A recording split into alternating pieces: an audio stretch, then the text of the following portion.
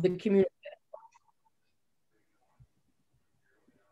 So hopefully now that you've all been notified the meeting is being recorded and nobody's elected to bail out. That's a little new characteristic apparently of Zoom, that they want to let you know that that's what's happening. So those are our... Do you have the slides? I do. Because I'm not seeing them.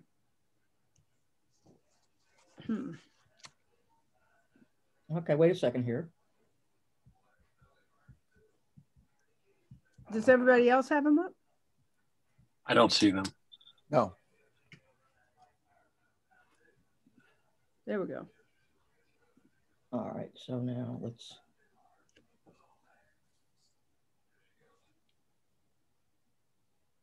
give it a chance to load. There we go. So we want to begin with what those 7 characteristics are. And Linda, can you kind of walk us through what those look like? Yeah, and in your book, if you have your book with you, the area of culture and community starts on page 11 and goes through page 22. And it talks about in detail about the 7 characteristics of culture and community. The first one being that educators respect and value young adolescents. And if you have teachers or administrators or anybody in your building who does not do that, they don't need to be there at all. That is so important with this age group particularly. The next one is the school environment is welcoming, inclusive, and affirming for all. And I think the word inclusive and the word affirming are such important parts of that. And we need to make sure as we move through our school that we are attending to that and attending to it like right away. Make sure that everybody is equally involved and equally valued. And then every student's academic and personal development is guided by an adult advocate. And advisory programs are coming back in a lot of schools. I don't know if you have them in your school or not. And that is an easy, no, it's not easy, but it's one way to ensure that students are in small groups for some portion of hopefully every single day with an adult who is really there to look out for them. And we're going to talk about that more in just a little bit.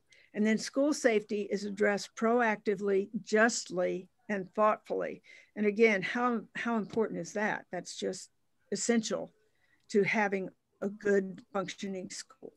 And we need to be on the proactive end of school safety, not reacting, but being proactive. And then comprehensive counseling and support services meet the needs of young adolescents. And again, we're going to explain that in a little more detail in just a little bit, but we want to make sure, the essential thing here is to make sure that we don't fall in that trap of using our guidance counselors to do administrative type tasks, the master schedule or scheduling new students, those kinds of things. Usually they are in charge of the testing program, but what we need to do in the middle school is make sure that our counselors have the time and the school has the structure for them to work with individual and groups of students to support them emotionally because they need it so badly. And then the next one is the school engages families as valued partners. And it was interesting, we have a new assessment tool. We may have mentioned that last time, and we piloted it in some schools this spring. And one of the, several of the indicators were about families as valued partners. And in every school that was scored very low this year. And that's obviously because of COVID. So as we come into this next school year, it becomes even more important to re-engage those families that may have kind of fallen into the background when we were virtual. So we want to re-engage them. And then the school collaborates with community and business partners. And this is what makes your school richer and stronger and better, is when you can get your community and your business partners actively involved in the school, not just having Chick-fil-A drop off some, mini biscuits in the morning on a staff development day, but really be actively involved in the workings of the school and an integral part of that school. So those are the 7 characteristics of culture and community. It's interesting to note that culture and community has more characteristics than any of the other 2 areas. This has 7, curriculum instruction assessment has 5, and leadership and organization has 6. And that's because, as Gail said, you don't have your culture and community in good hands and strong and positive, you're not going to be successful with anything else that you do. So those are the 7 characteristics. We're going to work on those tonight. Gail? Right, and I want you to think about how those characteristics tie back to the essential attributes that we talked about on Tuesday. For example, one of those first attributes was that we believe that middle level schools needed to be responsive, meaning that they were using the distinctive nature and identity of young adolescents as the foundation upon which all decisions are made within that school. Well, that ties directly into that first characteristic. The educators respect and value young adolescents. So think about how those essential characteristics, or those essential attributes rather, are reflected in the characteristics of each of those sections. And I also want you to take notice of the fact that as these characteristics and the attributes are explained, you will always see terms like all students, every student. That's very purposeful. It's not about, yeah, well, this is just for most of the kids. No, this is for everyone. And so what it is that we're doing is an attempt to reach every one of our students. So it is, in fact, inclusive and inviting for everybody who is there. So now I want you to think for a moment about your ideal school. You know, don't think about perhaps the situation in which you are in, but I want you just for a moment, kind of close your eyes and think, okay, if I had an unlimited budget, wouldn't that be nice? But if I had an unlimited budget and access to whatever resources that I wanted, and I was going to design my school from the ground up to address 10 to 15-year-olds, what does that look like? So just think for a moment. I'm going to give you a little bit of time to consider that, and then I'm going to pose some questions and ask for some of your responses. But think about, you have unlimited resources. What does that ideal school look like? You might want to jot some notes down about it.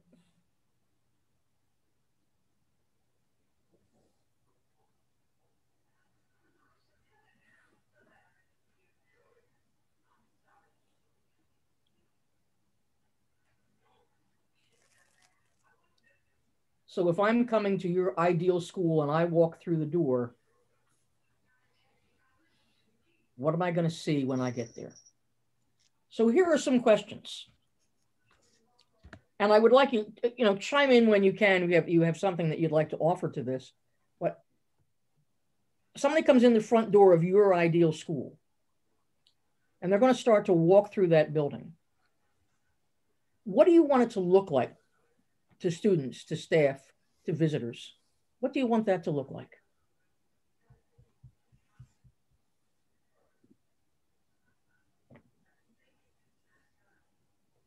This is the audience participation part of the program, so feel free to offer some ideas.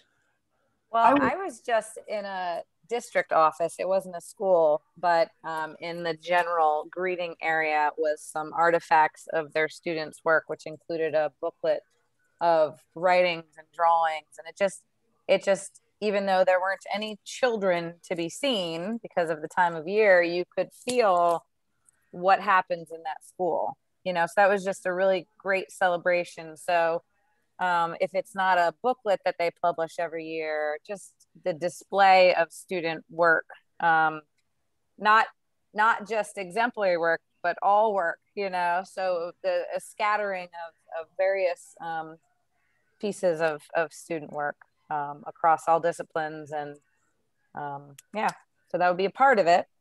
Certainly. Any other thoughts as to what it looks like when I step into that school? I would say immediately people, that there are, you know, that would depend on the time of day, but I actually was in what I consider to be the school utopia at one time in my classroom career. Ooh. And the principal set the tone for that school, and he was in that lobby outside the office all the time. He was there every morning from when the first kid got off the bus until the last kid was in there, and he shook every kid's hand and called him by name. Mm. And so the entrance to me would have, and I also think of, when I think of people at the entrance of the school, I think of all the schools that I visit now. And I can tell which ones, you can tell as soon as you walk in, which school has community and which school does not. And it has to do with the secretaries and whoever happens to be standing in the hall. If you look like you need to find a room, to me, it's the number one thing is the people. Absolutely. All right. Absolutely.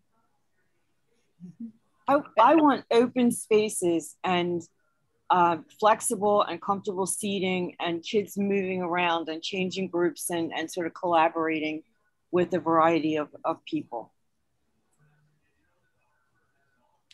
So in classrooms, you would expect to not see rows of desks necessarily. Yes, absolutely. Right.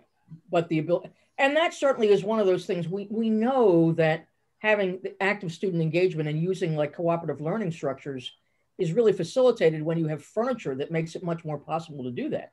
Mm-hmm. Not to mention some of the physical characteristics of kids we talked about the other day and their need to be able to get up and move and not sit in those hard plastic desks. So absolutely, the way in which that classroom looks with that flexible seating is key. So what does it sound like when I come into this building? Sounds like kids. Yeah, less teacher talking, more kids talking. Yep.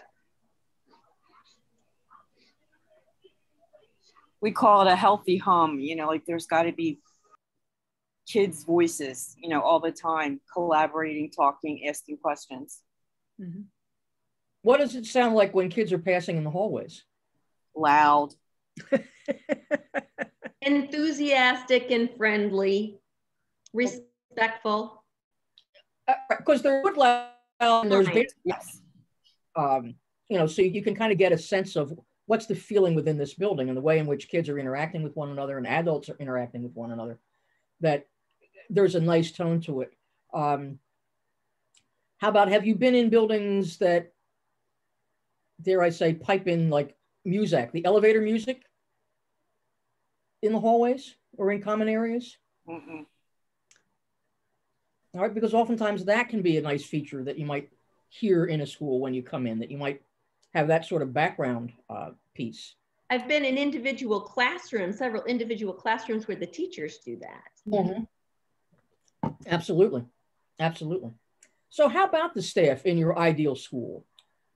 What are they doing? And look at that in terms of a couple of parts, those that are actually in classrooms and those that are on their on-call period, for example, or in their team meeting. What are they doing? And what aren't they doing? Let's look at it from both standpoints. Well, hopefully they're working together and collaborating and not just sitting in isolation in their rooms. Okay. And building on that, I would say even when they're not on, you know, school work time, again, in my utopian school on my amazing team that I will remember forever, we ate lunch together and did all of that. We talked about what kid was doing what, and if you're doing this in your classroom, I'll steal that and do that in my classroom and do one thing better than that. Here's another idea I have to add to it. Our lunches were all about what we were doing and what was working and which kid needed help and all that kind of stuff. So you were kind of having informal team meetings during those times. That was really what was exactly. And that's one of those things too. I would say that if you're in a school that does in fact promote teaming and does have dedicated team time for their teachers, I want to step into that team meeting and I want to see them talking about instruction and kids and what is going on in their classrooms and planning activities and things, not necessarily sitting there and complaining about who didn't do what.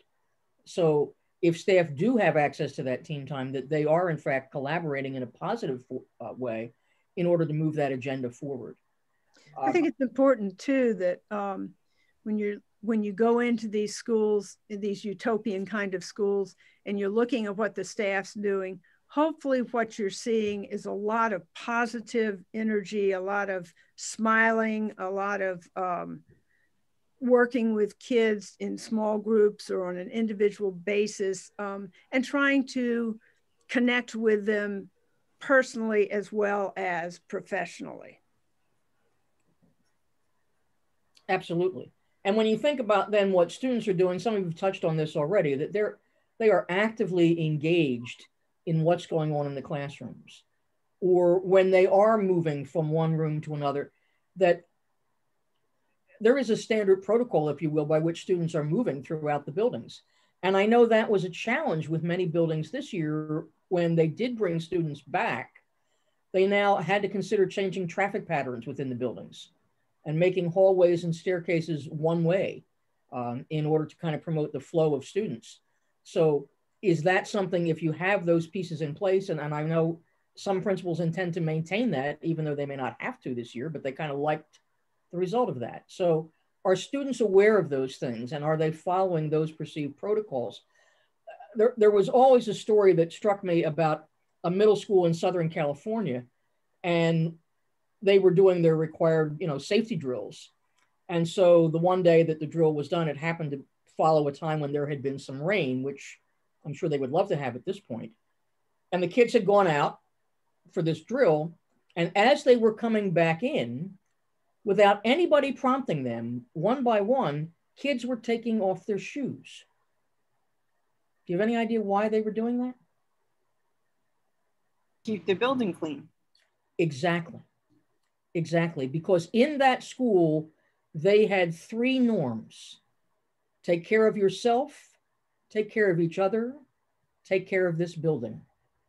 And that was so much a part of the student culture that without being prompted or being told, they just started taking off their shoes as they were coming in.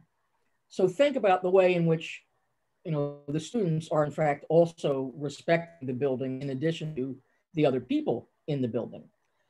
Hallways and classrooms, the office, common areas, what are things that you would expect to see there?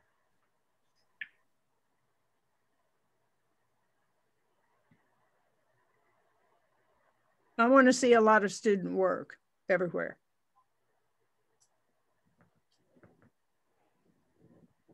I would totally agree with that. To add to it, since Gail said we had an unlimited budget, right? You do. So I have handfuls of money, Gail, right? You do. Yes, you do. Okay. It's monopoly money, but you've got it.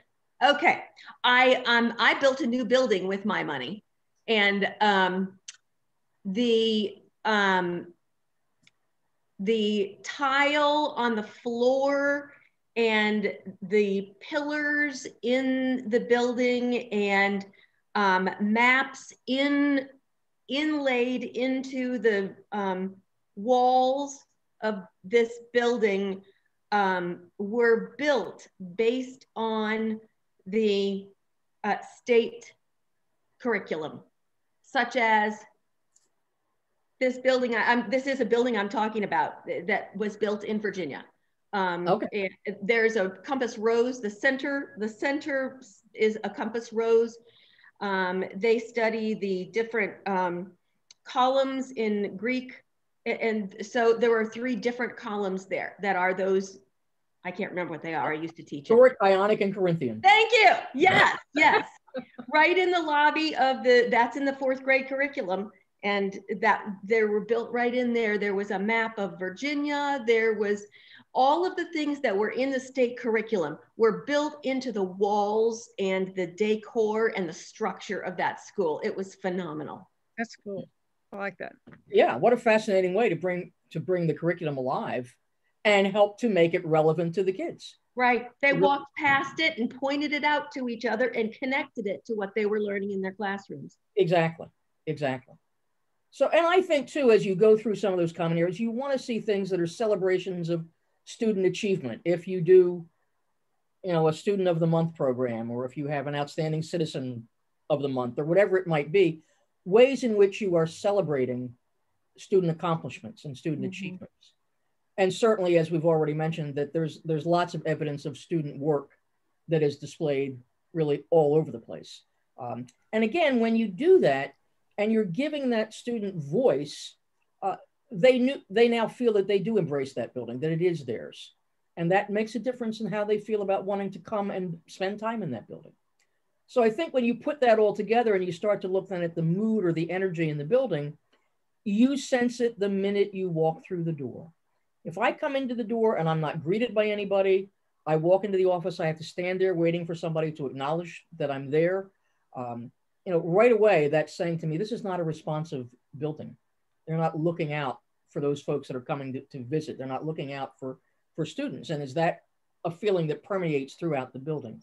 So thinking about what that ideal school looks like, and I realize you do not have unlimited budgets, but are there some of those ideas and concepts that you could begin to incorporate in your building without having to spend a lot of money? And I think this is one of the things that is truly important. It's an interesting quotation. It's that sense of we, that great schools row as one. They're quite clearly in the same boat. And that, I like to say, all the wagons are roughly headed west. They all kind of have the same vision. They're all going the same direction. And so there is a sense of what we do for one, we do for all, and that we're ready to step in and help wherever we can. So you would get that sense, that this is what people want to do in this building. They are ready and willing to help anyone and everyone. So let's talk about the collaborative culture. Okay. In a school that has a collaborative culture, there are three distinct features of that culture. First of all is there's an absence of threat. And that comes from the administration, teachers, students, at all levels and in all situations. There's not a threatening kind of atmosphere in that building at all. And people, because there's not a threatening kind of atmosphere, it becomes much easier for students and teachers and administrators to take risk, to step out of the box and take a risk because they're doing it in a safe and welcoming environment. And then the third part of it is trust, and they all go together.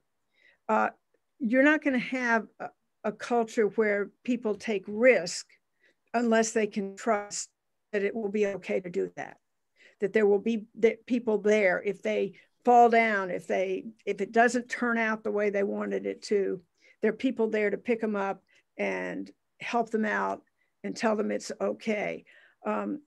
In my last school where I was a principal, we had some multi-age teams, which is very out of the box, but it was wonderful.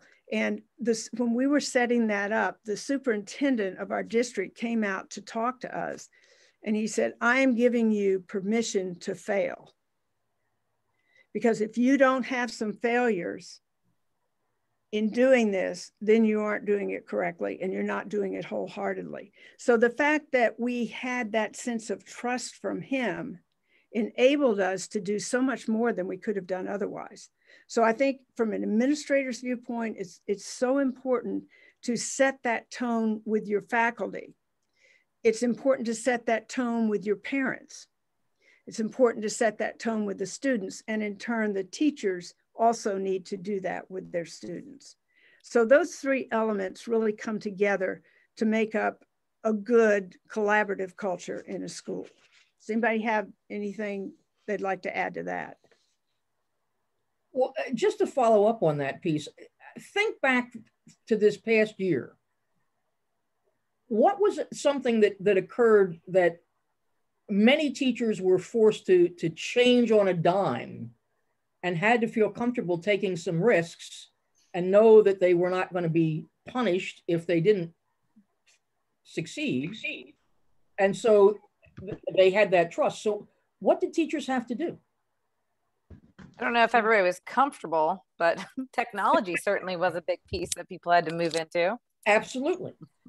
and I think back in the middle school where I had been the principal, I had a teacher who was so incredibly afraid of technology that she would get someone else to read her emails. She wouldn't even open up and read the emails. And she paid somebody to enter her grades because she didn't want to use the Power School program and enter the grades. She was absolutely petrified of using technology. Now, fortunately, prior to this year, she had retired, because I don't know what she would have done if she'd had to cope with what went on last year. But think about how people that were technophobes really had no choice this past school year. And if you had a collaborative, supportive culture among not only your building, but the district as a whole, people then were willing to say, okay, you know what? I'm going to give this a try. And they're seeking out who are those folks that can support them and continue to knit together a collaborative sense of purpose among all of those folks. So if you think about a place where having a positive, collaborative culture really was important, it certainly was in this past year, as people were forced into uncomfortable situations that they had not dealt with previously. Okay, so I like this quote: for educators to engage in true and collaborative inquiry, there must be a culture of trust established. And I'd like to say that it doesn't just start and stop with staff. We have to seek to establish that atmosphere of trust and the ability to take a risk among our students also, so that they are not afraid to get out of their little box and take a risk, so that they feel confident in using student voice, so that they feel confident in making a statement or asking a question or doing something weird, and it's going to be okay. It's going to be okay because there are going to be people there who help them with that. And so it's equally important to do this with the kids as well as with the staff as you go through the year. Okay, this is this is one of my favorite things. It's called People in the Gulch. And we're going to do this right now. There are really 5 kinds of teachers in every school, 5 kinds of teachers and staff members in every single school. So as we go through this, I want you to think about your school and fit some people into each one of these categories, because I'm sure that when I talk to you about these, you're going to immediately say, aha, I remember so-and-so, and that person really fits into that. So here we go. The first group are the trailblazers. The trailblazers are the people when you come in and say, hey, I have a great idea. They go, what is it? Let's go. I'm ready. I'm ready. Let's go. I'm ready to do this, whatever. They are ultimate risk takers. They are willing to try anything. And they're wonderful people to have on your staff, obviously, because of that characteristic. The pioneers are right behind them. The pioneers also are risk takers. You didn't set out to go across the Rocky Mountains if you weren't at least a pioneer. So these people are very willing to take risks. They're always up for new ideas, trying new ways to do something, but you have to justify it to these people. I have to be able to say to my trailblazers, I don't have to justify anything. They're on board. My pioneers say, yeah, I'm all for that, but why are we doing this? You know, can you tell me why we're doing this? What are we going to gain from this? The settlers are the middle folks. They're the ones who like the status quo. They kind of like to rock along with what things all the way they've always been. They're not going to sabotage what you're trying to do, but they may not be really, they're going to stop prior to getting to the Rocky Mountains. They're not going to take that leap over. They're very content with the status quo, the way things are in the school. Are you beginning to see some people that you know in each of those categories? All right, the next one are the stay-at-home people. And the stay-at-home people are going to say to you, you know, that's probably a pretty good idea. Yeah, I hope that works well for you, because I'm just going to keep doing what I'm doing. I don't want to come along on that journey. I'm perfectly content to stay where I am. They're not going to leap onto the wagon and go west. They want to stay at home. They want things just like they are. If everybody else wants to go for it, but don't make me do it. And then the final group is the dangerous group in a school, and those are the saboteurs. And every school has a few of those, hopefully not very many. And it does not matter what you do or what you want, they are not going to be on board. They're the kind of people, if I came through and I said, I'm going to give you 2 bricks of gold with no strings attached, they're yours. They say, well, why can't I have 4? 2 isn't good enough for me. They're never going to get on board. And their whole purpose is to stop everybody else from doing new things, trying new things, becoming a better school. They're not interested in that. Now, here's the thing. How do you deal with these 5 groups of people? Well, you're blessed with your trailblazers and pioneers, because they're going to be with you. They're going to try whatever it is. The settlers are probably pretty much, they're going to go along with it, but it's going to be a harder sell for them. The stay-at-homes aren't necessarily going to go along with what you want, but they're not going to make any noise about it either. They're just going to quietly do whatever they want to do. I remember I had one teacher, and this was way past the time when anybody should have been using transparencies, you know, with an overhead projector. And she did. And it didn't matter what we said, what we showed her, where we sent her for PD or whatever. She wasn't going to have any of anything except that overhead with transparencies. That's a stay-at-home person. They're hard to move. The saboteurs, what you need to do with those people is pay as little attention to them as possible. You're never going to change their mind. You need to listen to them. If they come to you, you need to listen to them respectfully, but know in your mind, you know, you can try to justify something to them. It's not going to work. They're going to have no part of it. And they work hard to bring the stay-at-home people down into their group.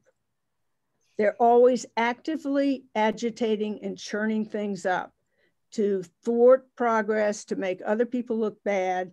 They don't want to put in the time and effort it takes to move a school forward. So in faculty meetings, for instance, it's important not to let those people sit together all the time. I know my principal one time when I was a teacher, there was a group of people that sat in the back table in the media center every faculty meeting. And they were the saboteurs. And they were totally disengaged from anything that was going on.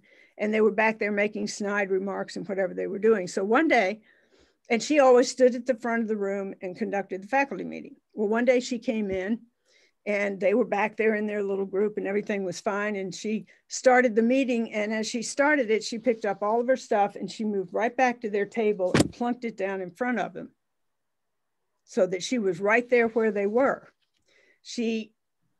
In doing that, she wasn't going to bring them along with what she was doing, but she at least stopped the active sabotage that they were trying to inflict on the school. The faculty lounge very often is ground zero for the saboteurs. That's where they go and they wreak havoc and they talk about people, and it's a very negative atmosphere if you're not careful. So those are the 5 groups of people. I know I'm not going to ask you to name people in your staff, but how many of you found or thought of somebody that worked in each of those areas in your school? Carol, yeah. And sometimes it helps to think about the last time that you were initiating some type of a change. Where did people fall on that spectrum? Who were the ones that, yep, we're ready to go? Who were the ones that tried to undermine that? You know, yeah, we've done this before, it didn't work then, it's not gonna work now, blah, blah, blah, blah, blah. So think about the last time you tried to initiate change, where did those people fall? And then also think about who is within their circle of influence. Who is it that they associate with? You know, are all the saboteurs together? As Linda said, you had the group at the back of the faculty meeting. Kind of look at what are those. Sometimes it becomes important that when you are designing professional development, that you may purposely set up groups ahead of time so that you have a mixture of these personality types within the group. But think about each of your teachers. What kind of approach do they take to change? Why perhaps do they approach it in that respect? Have you ever put any of them in charge of an initiative or asked for their assistance? When we were writing a school improvement plan at one point in time, I had representatives that I kind of handpicked, but then I asked each of them to invite someone else. So it wasn't somebody that I necessarily would have thought of, but somebody that they thought, okay, let's get that voice at the table too, so that people did have that opportunity. So expanding that circle of influence, getting those people together can kind of help if you are trying to move that initiative forward. And think about if you have teams in your school, look at those teams of teachers. And you may not have had an opportunity to do this depending upon when you came into the situation. The teams may have already been established. But do you have one team that's comprised entirely of trailblazers and another that are stay-at-home types? You know, is that something that at some point in time you may think about redeploying your teams? Teams don't have to stay together for forever. And there may be a possibility when you need to mix those up. Any questions about that? Okay. Just a quick comment that as you guys talk about this, of course, we all apply it to our own context, our own work context. And just a quick comment that it's particularly difficult to make any positive difference when the leadership is in that settler and stay-at-home group. Mm-hmm. You're pretty much screwed then. You truly are. You truly are. Yeah, that's when you start thinking about, is there another school where I might find a more receptive audience, somebody who's willing to go the extra mile or wants to try new things? Yeah, because that's deadly when the administrators are settlers or that's deadly. And I think when you're in that circumstance, then you have a school that is really not engaged in continual improvement. They're just kind of, okay, yep. You know, we're doing okay. We got satisfactory scores. Our school report card was all right. You know, we're not trying to make changes. And they don't want to disrupt the status quo. So it is hard to try to begin to move people in that respect. But there again, if you perhaps can work through a leadership council in that building, or even if it's at a higher level, it's at the central administration point, and try to introduce some of those thoughts and even ask permission to give it a try in your building. But it may be difficult. Yeah, there's a quote about, the reason we don't have too many great schools is because we have so many good schools. And that speaks to that. The status quo, yeah, we've got great test scores. Our parents are engaged and whatever. So we can kind of cruise along here. And you keep, that prevents you from taking that leap from good to great. Right. And you don't want to stagnate. That's the thing. I would not want to walk into a building and see everything going on exactly the same way it was 20 years ago. I would want to see that there have been some positive change. Now, that also says, well, we don't just go making changes just because we want to change it because we're tired of doing it that way. It needs to be purposeful. It needs to have a reason why we're doing those things. In the Schools to Watch program, we really look for the leap from good to great, because every 3 years we're going back into those schools and redesignating them. And we're redesignating them based on the growth they have made since the last time we were there and designated them. So you see these schools that have been designated 4 and 5 times now. That's a period of 15, 18 years that they have been a school to watch. In order to do that, they've never been able to be stagnant. They've always had to be looking for the next level. moving from good to great. So now that we have a little bit of background about culture, we'll try another little Slido poll. And again, either use that QR code, or if you go to slido.com and use the hashtag 996209, describe a positive school culture. And just a few seconds for people to pop in some words there.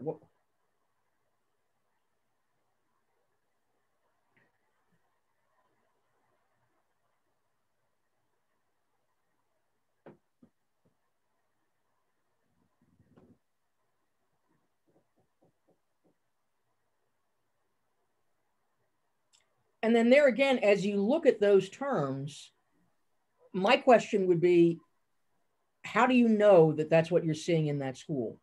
What is your evidence that this is a caring school or a collaborative school or a motivational one for both students and staff? How do you know?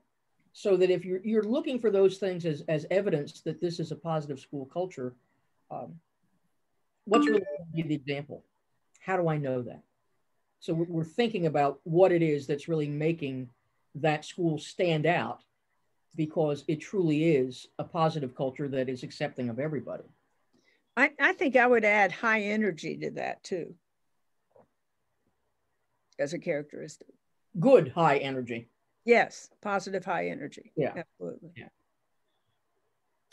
So in defining culture, and you've put some words to it, but think about what these definitions show you about what culture might be within that school. They're guiding beliefs and values that that school follows. There is a mission and a vision for that school, and that everybody knows that and is aware of what that is.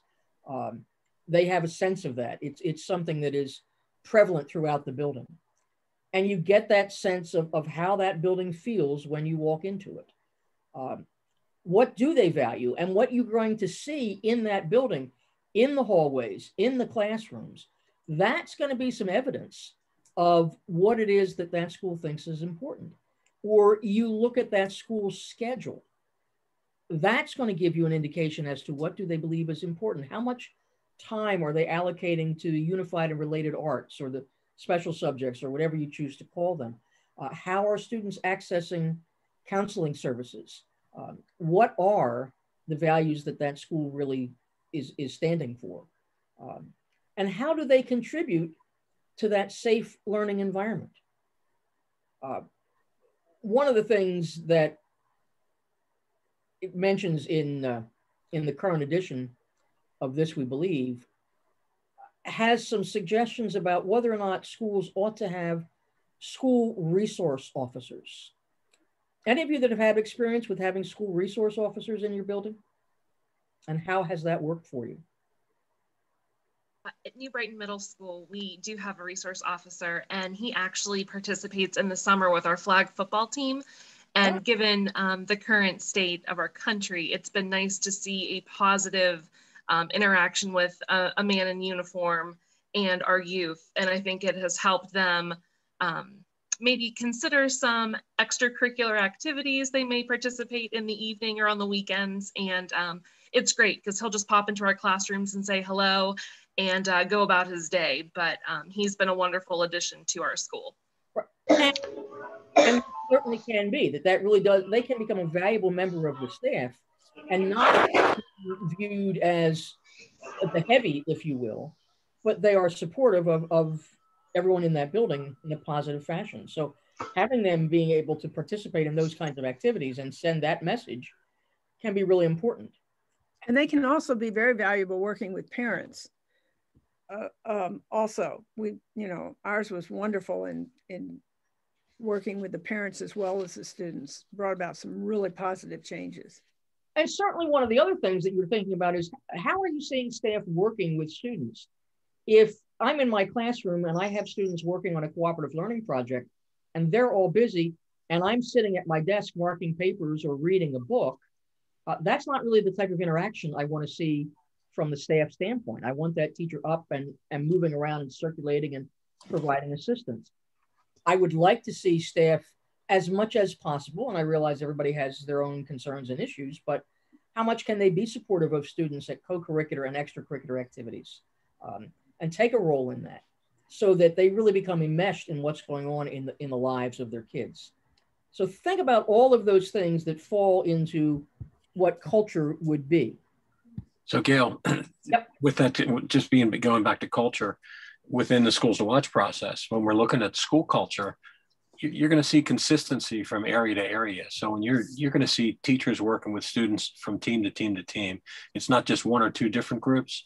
So when you're looking at an inclusive culture of the school, you're going to see that when you go into a building, and it's pretty evident. I know you guys and Linda, with that, all the schools that you've been in, you see that all the time. So it's about how everyone works together, not just one or two groups.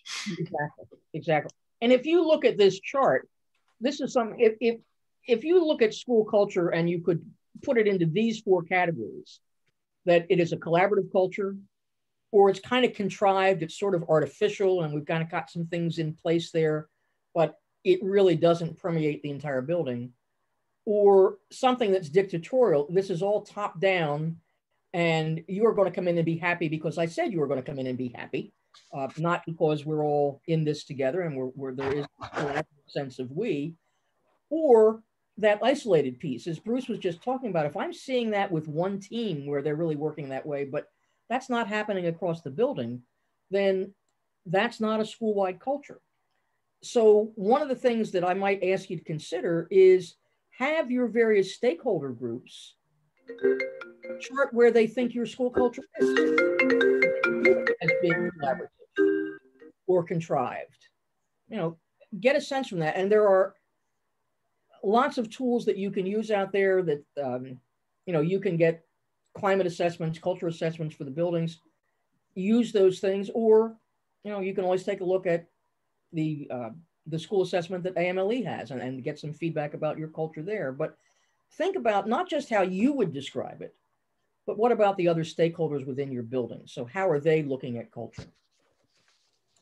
Now, we would have done this in a breakout room with more people, but because we don't have a lot, we're going to do this a little bit differently. And so we're going to spend the remaining time really kind of talking about each of those characteristics. And I realize that we want to try to adhere to the schedule that we have given you, but educators respecting and valuing young adolescents. So Linda, you want to kind of walk through some of the questions that we have here? Yeah, I do. And in your books, this particular characteristic is on page 11 and 12, and it kind of goes into some detail about what is meant by that. But here are some questions that you might want to ask of yourself and of your school in relation to valuing and respecting young adolescents. First of all, do your educators value and respect young adolescents? Just very bluntly, do they do that? Do they show you that they do that? Do they show the kids? Do the kids know that? That's the most important part. They may say, yes, oh yes, I value and respect young adolescents. What is the evidence that they're doing that? And I think the evidence lies in the attitudes of the students and how they view the teachers and staff in the building. How do you know? How does your staff keep up with current youth culture? Do you have staff meetings where you talk about what's out there on social media right now? What are some things we need to be attending to in terms of youth culture? Because it's changing so rapidly that we need to be very aware of those changes and stay up to date on them. And then how do we recognize student voice?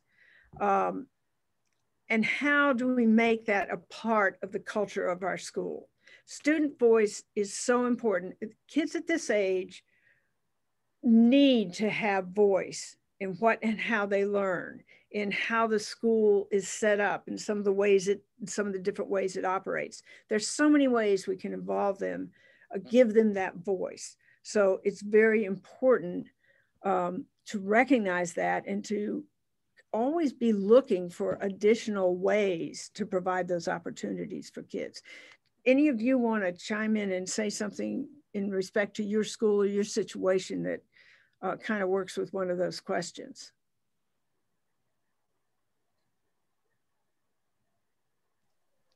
I think getting that when you see staff members taking time to get to know the students, that's critical. You know, there are some that, you know, just do that intuitively, and others that, you know, consciously dedicate time to it if it doesn't quite come intuitively. But then others, I think, need some reminders, and need some supports in place to help them do that, because, you know, that's a sign of respect that the students recognize, and that's going to get them engaged in you know, assisting with that culture and developing those relationships. Absolutely. Absolutely. To piggyback off of what Brian said, I want to say it was 2 years ago, we did an activity at our middle school. Our secretary printed out a picture of all of the kids in all of our grade levels. So we are a building that is 6th, 7th, and 8th. And the teachers were given stickers, just little circles. And we went around and we had to put a dot next to a student that we had a genuine connection with. We could tell you something about them other than their grade and homeroom. And then we honed in on the kids that we missed collectively as a building. And we tried to make a real effort to get them into an advisory group where they would feel more accepted, or just a staff member who could make a connection to them. And that was really eye-opening for us. Yep. Yes, it is. There used to be a movie. You can get it on DVD now, but or I'm sure you can stream it on YouTube probably. It was called Cipher in the Snow. Have you ever heard of that? Yep. It's a powerful piece, just totally related to what Samantha just said. A little boy gets off a school bus and falls over into the snow beside the school bus and dies. And so the parents called the school and they asked the principal if he would do the eulogy at the student's funeral. And so he said, yes, he would. So he hung up and he thought, you know, I don't really know much about that student. So he started asking around and he sent out word, who knows something about this student that I could use and say in my eulogy, so it's personal. And it turned out nobody did. He was a cipher. He was a nothing. He was one of those children who come into the classroom, they sit down, they do their work, and they leave. But nobody really had a connection with that student. It's a very powerful piece, very powerful. And I think too, along those same lines, when you talk about that particular child that nobody seemed to know, but think about those kids that are in the middle. And this is one of the things, if you did read To Kiss a Frog, and one of the things that John mentions towards the end of that, talking about the average kids. It's like, well, nobody really pays a lot of attention to the average kids because they're average and they're doing okay. So we're recognizing the kids that are at the top end with the high achievement and, you know, those kinds of things, or we're paying attention to the students at the other end for whatever reason, whether it's an attendance or a discipline issue or whatever. But then there are those average kids that are just kind of skating through and things are okay. How are we making those connections? So take a look at your student population and see what activities do they participate in?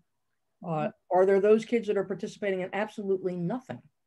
And then can you do a little digging to find out, well, why is that? Is that a case of, you know, when you start looking for the root cause and kind of asking the 5 whys that you keep going deeper to get an answer, you may discover that here's a kid who has the responsibilities that they have to go right home after school because they're responsible for babysitting a younger child at home, or they're responsible for getting dinner ready because mom or dad was working second shift, or maybe there is not a mom or dad, there's one or the other.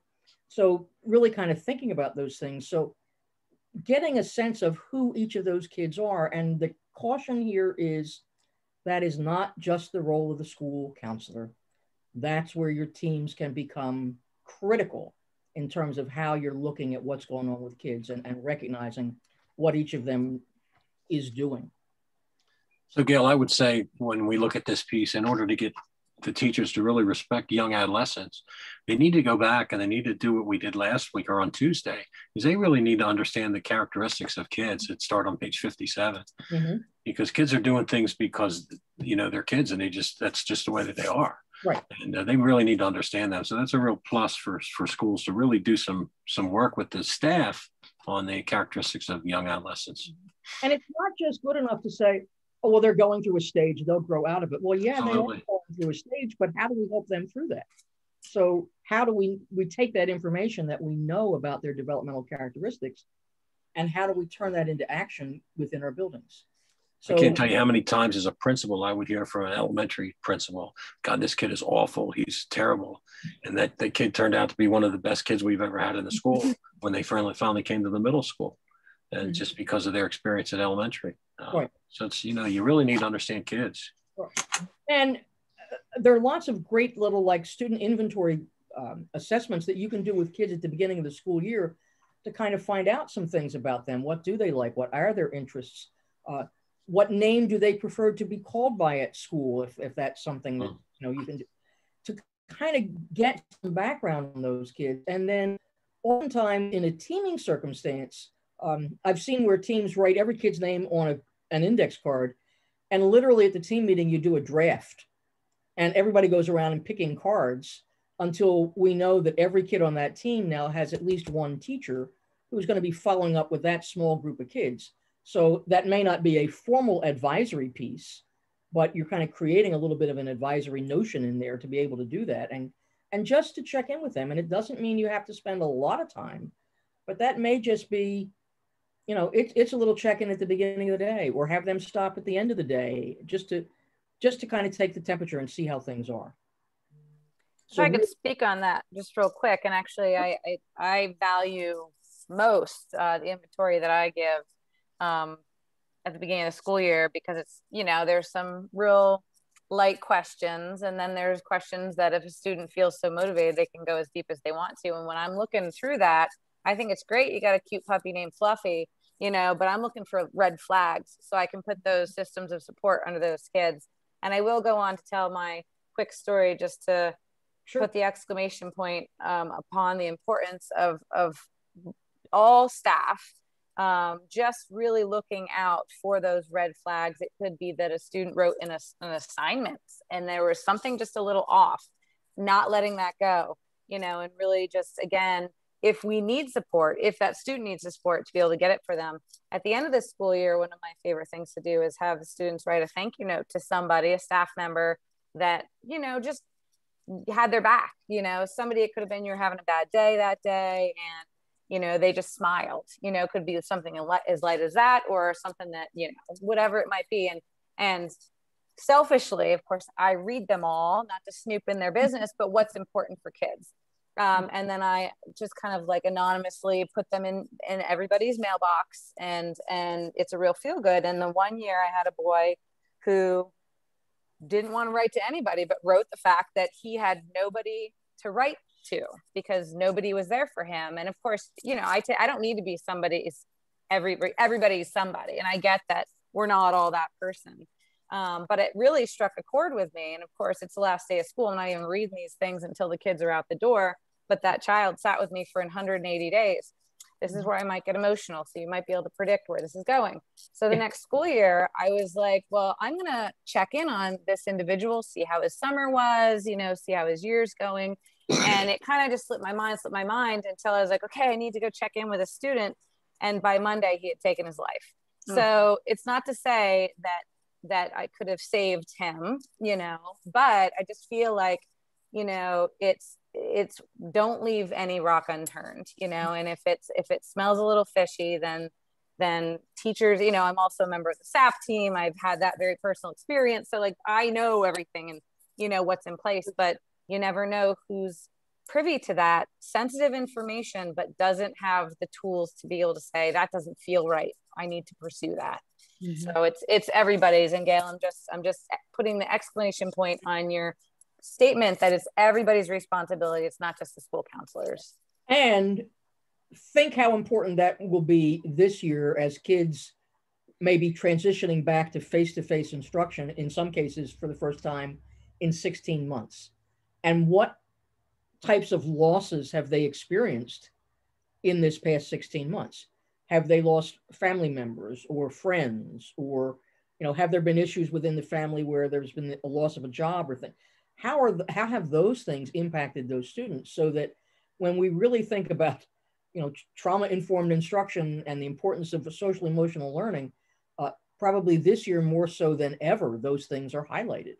And that may be one of those things that as this school year starts, we really have to spend time getting kids acclimated to what it's like to be back in a classroom again. and how we're dealing with that. And then, as you said, looking for those red flags. Where does just something seem, you know, a little bit off? And if you're not the one that's comfortable approaching that student, is there somebody you know that is? Is there somebody that has that relationship? But key point, and thank you for sharing that, to be able to, you know, act on those when you become aware of those things. It kind of ties into the next characteristic about the environment that is welcoming, inclusive, and affirming for all. And again, I want to emphasize the idea that it's all. So this speaks just to exactly what Linda was talking about, the cipher in the snow. How do we identify those invisible kids? The kids that just show up, you know, they're there every day. They don't cause trouble. They're not sent to the principal's office. You know, they're getting average grades. They're not knocking it out of the park, but, you know, they're holding their own. How do we identify who those kids are? And what types of connections can we make with them? Anyone have something that you've done in your school that would help to do that?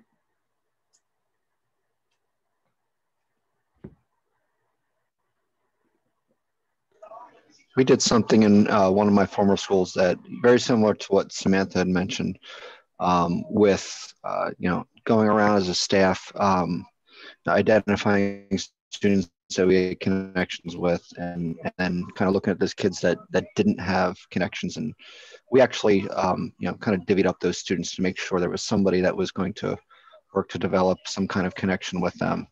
But very similar to what was already stated here. Right. And I would say now, in my particular district, English as a second language was not a very large program. We're a district of about 5,000. We maybe have 40 kids in the ESL program. But a neighboring school district, somewhat larger than ours, has close to 1,000 ESL kids. And so if I have an ESL student who's coming into my building, what am I doing to make that student feel welcomed and their family feel welcomed and that they're included? And in particular, I had an interesting thing happened a few weeks ago. I had a young man here who was giving me an estimate to do some work on trees in my yard. And he eventually realized that I was the principal of the school that he attended. And I didn't recognize the name. And so when we began to talk, and he said, middle school wasn't a good time for him. He said, we were a new family, came into the district, and I came into middle school and nobody really knew me. And I kind of slipped through the cracks. And I thought, well, now there you go. There's a kid. This was not typical transition, that this was the entire 6th grade coming in. Here's somebody who moved into the district. And so how are we making sure that those students who are moving in during the year feel welcomed? And the other side of that, and this is where your team and your counselors can help, what about the kid whose best friend is the one that just moved from the district? You know, what about the kids that are left behind? So think about those things, that you've got new students moving in and out all the time. How are we making that environment welcoming for all of them? How are we including everybody? How are we making sure that things are accessible to all? Now, we're running into the proverbial problem, and that is we have exhausted our 75 minutes, but we have not exhausted our 41 slides. So slide 18.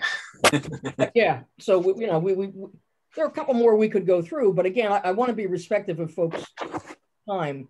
And so with your permission, let me just quickly go through some things.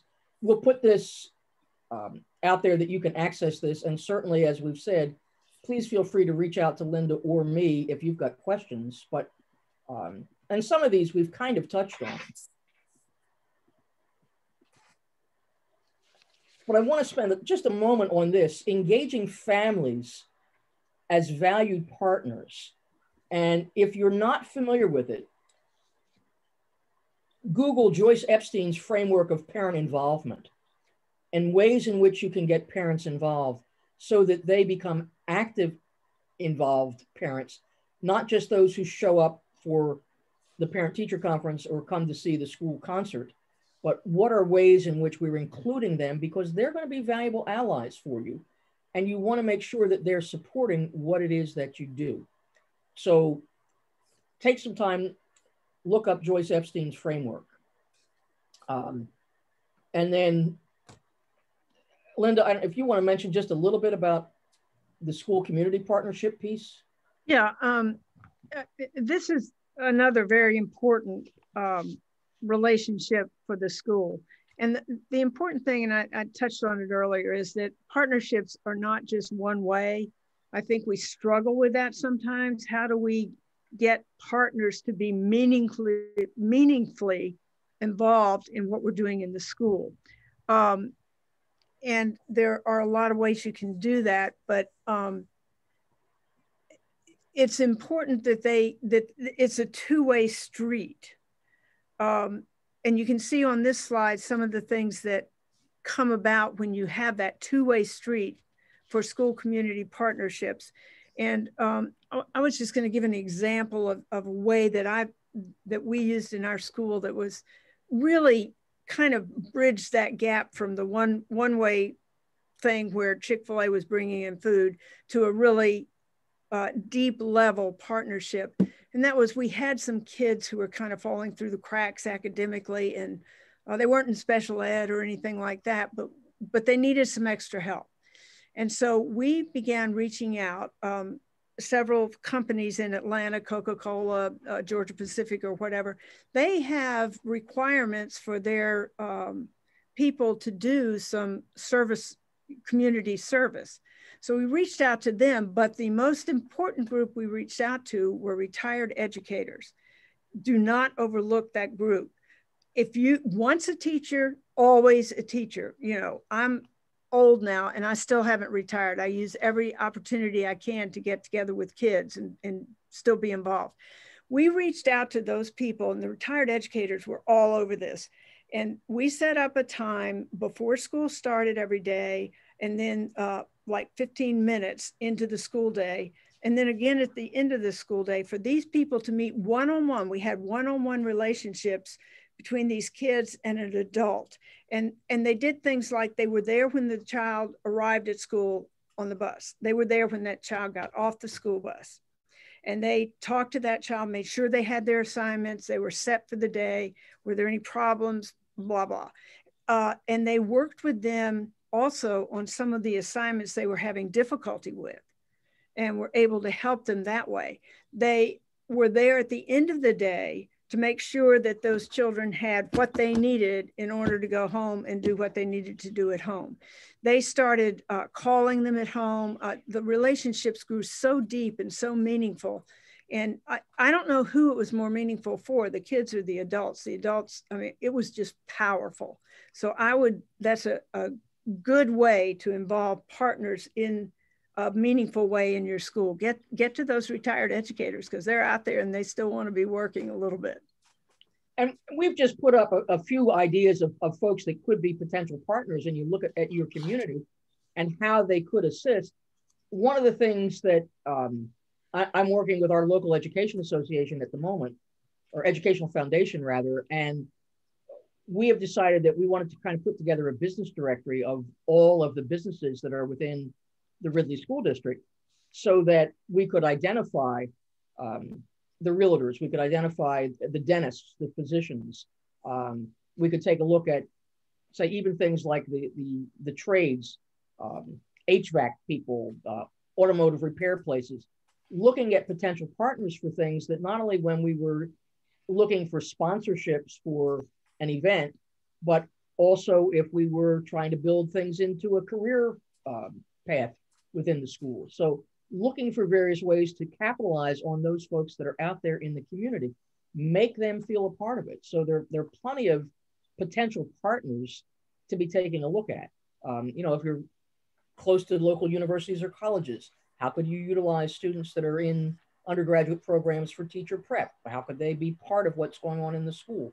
What about after school providers? Do you have links with them? You know, so there are lots of ways to look at those potential partners. And one thing you might want to do if you approach it from a school-wide perspective is, you know, take a look at if you have parent-teacher organizations at your elementary level or even at your middle level, you know, collaboratively work on that to identify a rather comprehensive list, a directory of folks that you could turn to. So don't discount the fact that you have lots of potential resources within the community. And just one last little point, families can become valued partners. And I think a lot of times when the kids and families move from elementary school to middle school, the families don't know how to stay involved in the school because it's a different type of learning situation. And so it's so important to get your families actively involved. One way to do that, it's relatively easy and it works beautifully, are through student-led conferences, where the student is actually in charge of the conference and the parent comes into the building. And I did this with 2 schools I was working with in California, very low performing schools. And we couldn't get parents to come to that school for a conference. They were very intimidated by the school. They just wouldn't come in. So we developed a student-led conference model. And the first time we did it, we had a 95% participation rate from those parents. They came to school to listen to what their child had to say about how they were doing in school. It was just, that's an incredibly strong program that, there are a lot of resources out there about student-led conferencing, but that's a great way to get your families involved at a very meaningful level in the life of the school. So if you look at the school really kind of as the center of that community and how you make those connections, some examples might be you partner with, if you still have actual brick and mortar banks within your district, ask them if they would be willing to display student artwork. And you have a rotating collection that goes through there.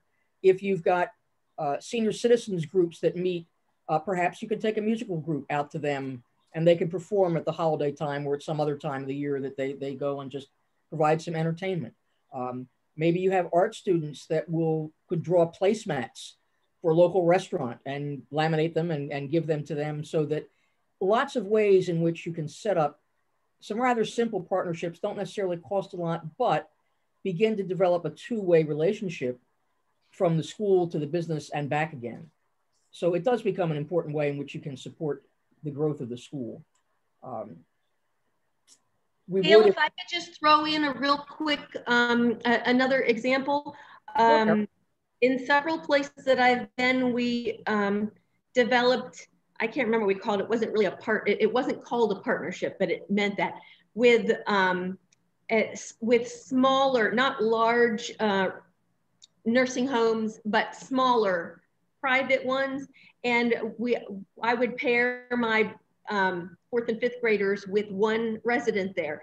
And we would take a couple of field trips there. We went and had a Halloween party, and the place had all of the people all dressed up in their Halloween costumes, and my kids visited there. And throughout the year, when we couldn't, visit each other, I would carry back writing, and the people in the home would edit my students' writing for them and then send it back. That's neat. Yes, there are lots of possibilities, and sometimes you just kind of throw that idea out there, and many things can spin from whatever that particular, the start of it, and it can grow. Again, if we had in any way, shape, or form adhered to what we thought our time constraints were, we would have asked you to kind of summarize what it is that we've talked about tonight with connect, extend, and challenge. What's something that squares with your thinking and validates something that you already thought was true, but this just kind of reinforced it? Was there something that made you look at something from a different angle? And what's a new direction that you might take? Something go, oh yeah, that was a good idea. I want to think about that, or I want to implement that in my own building. So again, as we said on Tuesday night, when we've done some of these little things, the idea is hopefully you could take that protocol and go back and use it in your own circumstances.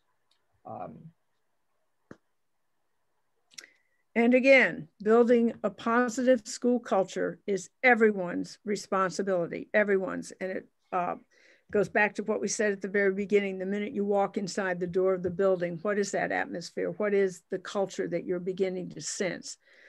Every single person in the building, the students, the cafeteria staff, the custodians, the bus drivers, the teachers, the administrators, the counselors, everybody is responsible for helping to build that positive school culture. So in trying to get to a positive school culture, it's very important to involve all of those people in the process, make them all feel that they are responsible for helping to develop a positive school culture in their school. And that's going to set the tone for everything else that flows within that building, so that when we move into curriculum instruction and assessment on Tuesday, and finally leadership and organization next Thursday, without this piece in place first, it almost doesn't matter what you try to do with some of those other pieces. Anybody with a question or a comment for the good of the cause before I turn it back over to Bruce and Paul?